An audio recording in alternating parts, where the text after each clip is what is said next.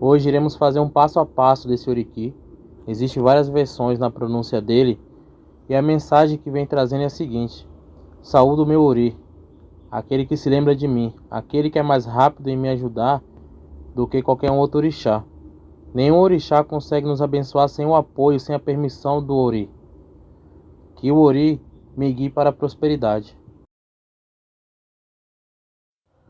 Ori mi àpérè, orí mi àpésìn, orí mi ńlẹ̀ àtìdéníran, ìwọ ni wàá gbé ní kò força. Ori lọ́dá gbèsílẹ̀ àrò, ori lọ́dá lùkò sóde ìkósùn, ori lọ́dá lékelèké sóde ìkẹfún, ori nígbé ní tefídádé owó, ori nígbé ní tefítẹ̀ pálèkè, ori nígbé ní tefídé lakóró òjé, ori òrìṣà tó jù òrìṣà lọ. Dákúngbèmí, kọ́mọ padàlẹ́ mi, orí mi àpérè, orí mi àpésìn, orí mi tètè gbèmí o, òrìṣà tí gbé níbi orí kò sí. Kò sí òrìṣà tí ń dání gbẹ́lẹ́ yí orí ẹ̀ ní, orí mi àpérè, orí mi ńlẹ̀ àtìdéníran, ìwọ la gbé ní kò força.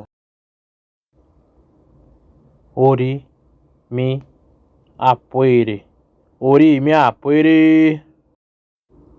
ori mi àpésìn, orí mi àpésìn, Orí mi ńlẹ̀ àtìdéníran, orí mi ńlẹ̀ àtìdéníran, ìwọ ni a gbé ní kò força.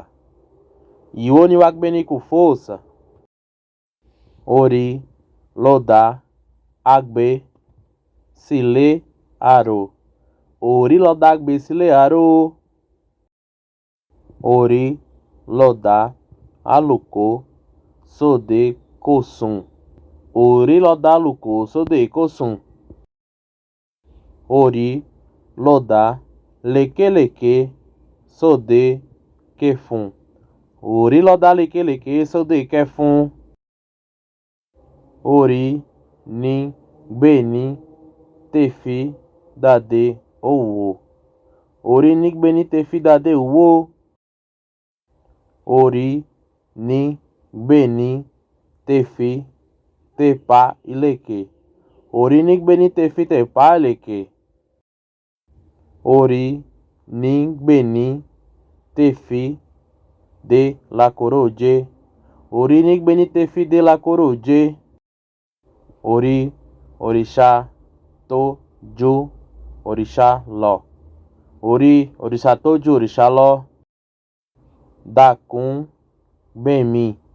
Dákúngbèmí, kó má padà lẹ́yìn mi, kó má padà lẹ́yìn mi, orí mi àpérè, orí mi àpésìn, orí mi tètè gbèmí o, orí mi tètè gbèmí o, òrìṣà tí ń gbé ní bí orí kò sí, òrìṣà tí gbé ní bí orí kò sí,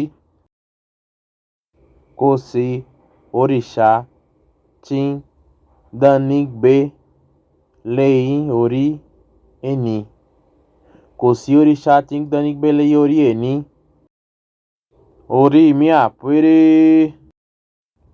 orí mi ńlẹ̀ àtìdéníran, ìwọ la gbé ní kò força. Orí mi ńlẹ̀ àtìdéníran, ìwọ la gbé ní kò força.